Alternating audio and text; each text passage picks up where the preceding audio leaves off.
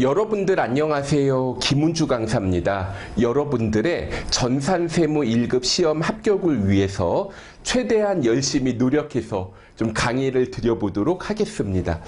자, 먼저 첫 시간이니까 시험에 대한 간략한 소개를 하는 시간을 가져볼게요. 전산세무 1급은 국가공인 자격 시험이고요. 좀 이론적인 것보다는 실무 처리 능력을 테스트하는 시험이라고 볼 수가 있겠습니다. 그리고 전산세무회계가 급수가 4가지로 나누어져요. 전산회계 2급이 가장 낮고요. 그 다음에 전산회계 1급, 전산세무 2급, 전산세무 1급 이렇게 순서가 구성이 되어 있습니다. 그래서 좀 여기에 대해서 좀 얼마나 그 수험 기간이 걸리나요? 물어보실 수 있는데 사실 사람들마다 다 다르죠. 이미 알고 있는 지식 수준이 다를 수도 있고 또 이게 공부 잘하는 분들과 또 못하는 분들이 있잖아요. 또 이게 능력적으로. 그러니까 제가 이렇게 학교 다녔을 때 보면 중학교 때 공부 잘하던 친구들이 고등학교 가서도 공부 잘하지 않나요? 아무튼 좀 그래서 이런 개인적인 차이가 있습니다. 또 하루에 얼마나 공부 시간을 낼 수 있는가. 그러니까 어떤 분들은 하루 종일 전산세무 1급만 공부할 수 있는 분들이 있는가 하면 어떤 분들은 회사에서 퇴근해가지고 집에 들어와서 씻고 밥 먹고 하면 이미 뭐 8시, 9시 되어 있어요. 또 내일 아침에 출근해야 되니까 또 밤새서 공부도 못해요. 그러니까 하루에 한 2시간 정도밖에 공부할 시간을 내지 못하는 분도 계시고 그럴 텐데 한 하루에 3시간 정도 꾸준히 공부한다고 봤을 때 전산세무 2급이 있다면 전산세무 1급 추가로 하는데 한 3개월 정도 이렇게 계획을 잡고 열심히 하면 되지 않을까 생각을 합니다. 그리고 이거 과정은 좀 건너뛰지 않았으면 좋겠어요.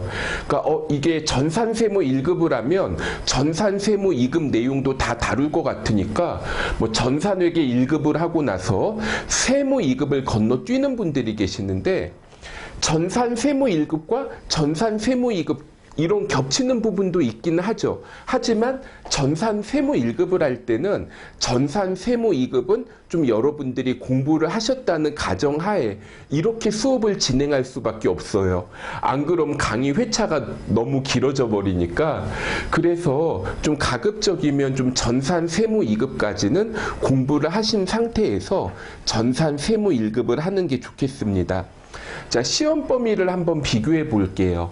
먼저 전산세무 2급과 세무 1급을 비교를 해본다면 전산세무 2급에서는 법인세가 출제되지 않는데 전산세무 1급에서는 법인세가 한 30점 이상 출제가 됩니다.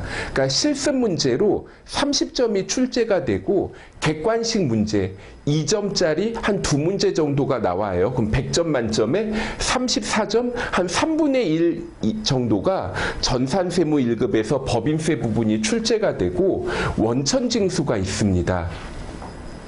전산세무 2급에서는 근로소득의 원천징수만 나오는 반면 전산세무 1급은 이자, 배당, 사업, 기타 여기에는 안 적었지만 퇴직소득의 원천징수도 출제가 됩니다. 그리고 원가회계에서 표준원가 계산이라는 파트가 있어요. 전산세무 2급에서는 표준원가 계산을 물어보지 않는데 전산세무 1급에서는 표준원가 계산도 물어보니까 조금 어렵다, 좀 범위가 넓다고 볼 수가 있어요. 그리고 시험 시간은 전산세무 2급도 90분이고 전산세무 1급도 90분인데 문제 수가 더 좀 많아요. 그러니까 어렵고 문제 수도 많기 때문에 전산세무 2급 시험 볼 때는 좀 시간적 여유가 있던 분들이 세무 1급 할 때는 시간이 부족하다 이렇게 호소하는 분들도 많이 계시더라고요. 그리고 이 시험하고 또 비교해 볼 만한 게 TAT라는 시험이 있습니다. 그러니까 TAT는 3일회계법인에서 주관하고요. 전산세무 1급은 전산세무 1급은 세무사랑에서 나온 K랩이라는 프로그램으로 시험을 보는데 TAT는 더 좋은 비즈온이라는 회사에서 나온 I+ 교육용 프로그램으로 시험을 봐요. 그런데 시험 구성은 거의 비슷합니다. 단 TAT에서는 원가회계가 출제되지 않는데 전산세무 1급에서는 원가회계가 10점 정도가 출제가 되고 있고, 그리고 자금관리, 전자세금 계산서 발급, 수정세금 계산서, 영수증 수치명세서 같은 게 전산세무 1급에서는 출제되지 않고 있는데 TAT 1급에서는 나오고 있습니다. 그럼 이렇게 놓고 보면, 아니 TAT 1급이 더 많은 걸 물어보니까 TAT 1급이 더 어려운 거 아니야? 이렇게 생각할 수 있는데 원가회계 자체가 범위가 좀 크죠. 그리고 이런 문제가 이제 매번 나옵니다. 그러면 이제 이걸 다시 말해 거꾸로 뒤집어 본다면 어느 문제가 나올지 좀 정해져 있어요, TAT는. 그런데 전산세무 1급은 그런 게 없으니까 언제 어느 부분에서 문제가 나올지 좀 예측하기가 힘들어요. 그래서 좀 더 공부를 많이 해야 되고, 그리고 이런 분들이 계세요. 아, 나는 TAT 1급도 하고 전산세무 1급도 할 거야. 둘 다 할 거야 하고 생각하시는 분이 계시는데, 자, 둘 다 하면 좋습니다. 동시에 준비하는 거 저 아주 긍정적으로 추천을 해요. 그럼 순서를 어떻게 할까? 여러분들이 인터넷 강의를 듣잖아요. 그러면 이거를 동시에 결제를 하고 동시에 이렇게 들으면은 시간 카운트가 되잖아요. 그 수업 들을 수 있는 기간이 정해져 있는데 이게 동시에 진행이 돼 버리니까 아무래도 이게 한쪽은 수업을 다 못 들을 수도 있어요. 나중에 시간이 촉박해서. 제가 보기에는 전산세무 1급을 먼저 하고 TAT를 나중에 할 것을 추천을 해요. 왜 그러냐면 그 법인세 부분이 있는데, 전산세무 1급이 법인세 실무 프로그램이 전산세무 1급에서 법인세 나온다고 했죠. 전산세무 1급에서 쓰는 프로그램이 사용자 입장에서 더 편하게 되어 있습니다. 그리고 전산세무 1급은 제 책으로 하고요. TAT 1급은 제가 아직 책을 안 썼어요. 그래서 다른 선생님이 쓰신 책으로 강의를 할 건데, 그래서 TAT 같은 경우에는 좀 이게 좀 보면은, 자, 뭐라고 해야 되나? 이게 이제 제 책은요, 중간에 예제가 엄청나게 많습니다. 그런데 TAT는 그런 게 좀 부족해요. 그래서 제가 수업할 때 유인물을 엄청나게 좀 투입을 해가지고 강의를 합니다. 그러면, 자, 이거 할 때 전산세무 1급을 먼저 좀 제대로 공부하고 TAT를 하시잖아요. 그러면 그냥 TAT는 프로그램 위주로 연습하고 기출문제 풀면서 정리하면 되는데, 반대로 TAT 1급을 먼저 학습하신 다음에 전산세무 1급 하면 법인세 처음부터 다시 하고, 그리고 원가에게 또 추가로 공부해야 되고 좀 더 힘든 것 같아요. 자, 우리 출제 비중, 여러분들 교재 뒤에 보면 기출문제가 나와 있긴 한데 제가 좀 요약을 해보겠습니다. 그래서 먼저 이론 문제가 15문제가 나오는데, 재무회계 이론이 2점짜리 5문제, 10점 정도가 나옵니다. 원가에게 2점짜리 5문제 10점. 그리고 부가세, 소득세, 법인세가 2점짜리 5문제가 나오는데, 보통 보면은 법인세가 2문제 나오고 부가세하고 소득세가 좀 차이가 있는 것 같아요. 어떤 회차에서는 부가지세 2문제, 소득세 1문제, 어떤 회차에서는 부가지세 1문제, 소득세 2문제, 이렇게 좀 왔다 갔다 하는 것 같습니다. 전산세무 2급을 할 때는 좀 전표 입력 비중이 컸죠.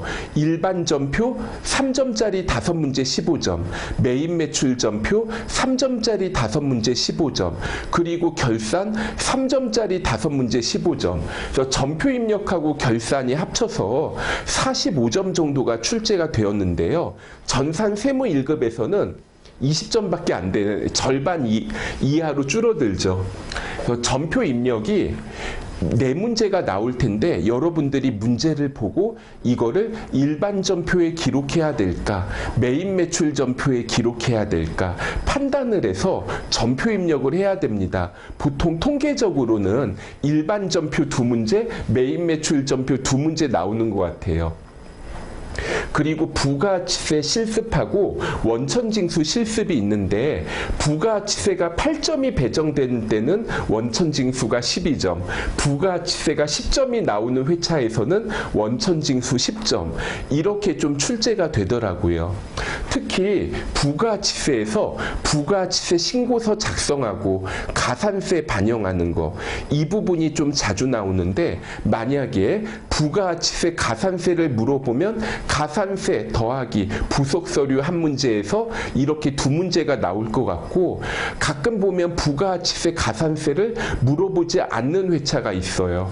그럴 때는 부가치세 부속서류 3문제가 나오는 식으로 이렇게 출제를 합니다. 그리고 결산이 이게 배점이 좀 적어 보이는데 사실은 전산회계 2급부터 결산을 했잖아요. 그래서 전산회계 2급, 회계 1급, 세무 2급 이렇게 결산을 배우면서 왔기 때문에 그리고 더 어렵게 내지도 못합니다. 좀 배점이 적고 원천징수가 이렇게 출제가 됩니다. 그리고 법인 조정이라는 부분이 전산 세무 1급에서 추가가 되는데 6점짜리 5문제 30점이 출제가 될 거예요. 자, 그 다음에 이제 전산세무 1급의 학습 순서. 여러분들이 전산세무 2급을 취득했다고 가정하고 해보겠습니다. 그리고 이런 분들 계시죠. 전산세무 2급을 봤는데 70점 합격이잖아요. 한 68점이나 69점 아깝게 떨어졌어요. 그분들은 그냥 전산세무 1급 하는 게 낫습니다. 전산세무 1급을 먼저 하고 그 다음 시험 막판에 전산세무 2급과 전산세무 1급 이제 동시에 기출문제 풀면서 정리하는 게 더 좋을 것 같아요. 먼저 학습하는 순서는 전산세무 2급에는 출제되지 않고 전산세무 1급에 나오는 부분을 먼저 학습할 것을 권장을 합니다. 그래서 처음에 법인세 이론과 법인세 전산 실습을 먼저 공부할 것을 권장을 하고요. 그 다음에 소득세 이론과 소득세, 원천징수 전산 실습, 그리고 부가치세 이론, 부가치세 실습 이런 순서대로 먼저 하는 게 좋을 것 같아요. 이렇게 하시다 보면 전표 입력이나 재무회계, 원가회계가 좀 기억이 좀 가물가물해지겠죠. 그럼 그 다음에 정리하시고 기출문제 풀어보는 식으로. 자, 기출문제를 풀면 좋은 점, 모든 분야를 조금씩 공부할 수가 있잖아요. 자, 그리고 이 강의를 제가 하게 되면은 강의 시간이 꽤 많이 나올 것 같습니다. 힘들게 고생했는데 전산세무 1급 하나만 따기 좀 아깝다. 그런 분들 같은 경우에 일단 전산세무 2급 뭐 이거 아깝게 떨어지신 분들 동시에 공부해 보실 수 있고 한국세무사회에서 주관하는 세무회계라는 시험이 있습니다. 그런데 제가 여기 2급이라고 써드렸죠. 그러니까 3급은 좀 쉽고요. 2급이 좀 전산세무 1급과 좀 난이도가 비슷할 것 같은데 물론 좀 추가적으로 공부를 하기는 해야 돼요. 그러니까 국세기본법이라는 법이 있는데 국세기본법이 전산세무 1급에서는 국세기본법이 출제가 되지 않아요. 그런데 전산세무 1급에서는 안 나오는데 세무회계 시험 있죠. 세무회계 2급에서는 국세기본법이 출제가 되기 때문에 좀 별도로 공부를 해야 되기는 합니다. 그리고 TAT 1급 이거 좀 제가 같이 공부하는 거 권장한다고 했죠. 그리고 이제 회계관리 1급과 재경관리사가 있는데 자, 이걸 좀 비교를 해보자면 간혹가다 이런 분들이 계세요. 그러니까 재경관리사가 회계관리 1급보다 어렵습니다. 재경관리사 합격을 하신 다음에 전산세무 1급을 좀 공부하는데 우습게 보고 덤비시는 분들이 계십니다. 그런데요, 사실은 그게 아니고 자, 그 세무회계 부분이 있죠. 재무회계와 원가관리회계는 재경관리사가 더 어렵지만 세무회계 부분은 전산세무 1급이 훨씬 더 어렵습니다. 특히 이게 재경관리사는 그냥 객관식으로만 출제되고 70점 맞으면 합격이잖아요. 그러니까 내가 좀 약한 부분이 있어요. 그래서 이 부분을 그냥 포기를 해. 그러니까 극단적으로 법인세 계산 문제를 포기를 하고 시험에 들어가도 다른 거를 좀 잘 맞추면은 70점을 넘길 수가 있습니다. 그런데 전산세무 1급은 그렇게 하면 못 붙어요. 그러니까 포기하는 부분 없이 대부분의 내용을 알고 있어야지 좀 비벼볼 수 있는 시험이거든요. 그리고 ERP 정보관리사라는 시험이 있는데 이거는 좀 완전히 다른 시험이에요, 사실은. 근데 특히 회계 1급은 너무 좀 차이가 많이 나고, 왜냐하면 이제 근로기준법이라는 거 또는 무역과 관련된 내용들이 1급에서 출제가 돼서 조금 이제 학습 시간을 조금 더 오래 잡아야 됩니다. 그러면 ERP 정보관리사 회계 2급은 이거는 좀 해볼 만한 것 같아요. 그래서 이러한 시험들이 있고, 그 다음에 교재는 2021년 S라인 전산세무 1급. 제가 직접 쓴 책이고요. 도서출판 어울림에서 나옵니다. 뭐 교보문고나 또 몇 개 있죠. 반대엔 루니스라든가 뭐 이런 이제 대형 서점에서도 판매하고 옥션에서도 본 것 같아요. 그러니까 어디에서 구입하나 인터넷 강의를 수강하는 사이트에서 구매하셔도 되고, 아니면 그냥 인터넷 서점에서 구입하셔도 되는데, 단 2020년 책으로는 수업 듣지 못합니다. 그러니까 이게 세법이 개정되는 것도 있지만 2020년도에 좀 대형 이슈가 하나 있었죠. 코로나. 그래서 저도 오프라인 강의가 많이 취소가 됐어요. 그러다 보니 좀 이 기회에 제가 보통 책을 쓸 때 5년 단위로 좀 갈아엎거든요. 그래서 이제 그래, 이 기회에 책을 다시 쓰자 하고 좀 기출 문제를 좀 10회부터 이 시험이 국가공인 자격 시험이 됐거든요. 10회부터 최근 시험까지 문제를 다 풀어봤어요. 그러면서 좀 기존 책에 없던 내용들 또는 기존 책에 기존 2020년 책에서는 다루지 않았는데 이게 시험 문제로 나온 게 있으면 이거를 추가를 좀 많이 했습니다. 그래서 좀 못 들어요. 그래서 가급적이면 2021년 교재로 여러분들이 수업을 들으실 것을 권장을 합니다. 자, 본 강의의 특징. 저자가 직접 강의하면 좋은 점.